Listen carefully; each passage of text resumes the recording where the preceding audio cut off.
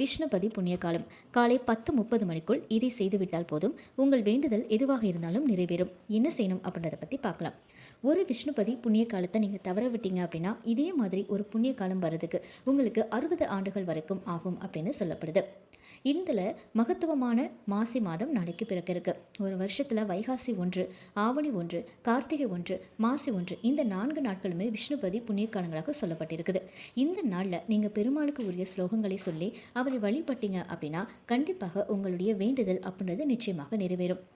இப்போ பார்த்தீங்க அப்படின்னா இந்த நாளில் அதிகாலை 1:30 மணியிலிருந்து காலை 10:30 மணி வரைக்கும் நமக்கு விஷ்ணுபதி புண்ணிய காலம் அப்படின்றது இருக்குது. இந்த நேரத்தில் நீங்கள் பக்கத்தில் இருக்கக்கூடிய பெருமாள் கோவிலுக்கு போய் அந்த பெருமாள் அந்த கொடி மரத்தை பார்த்திங்கன்னா 27 முறை நீங்கள் வலம் வரும்.